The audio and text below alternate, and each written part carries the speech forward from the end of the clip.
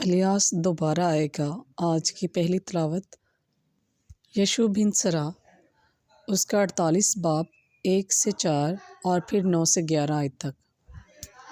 تب الیاس مبعوث ہوا، جو آتش کی مانند نبی تھا اور جس کا کلام بھٹی کی طرح جلتا تھا۔ وہ ان پر قحط لایا اور اپنی غیرت سے اس نے ان کے گروہ کو کم کیا۔ اس نے خداوند کے حکم سے آسمان کو بند کر دیا اور 3 دفعہ وہاں سے آگ نازل کرائی۔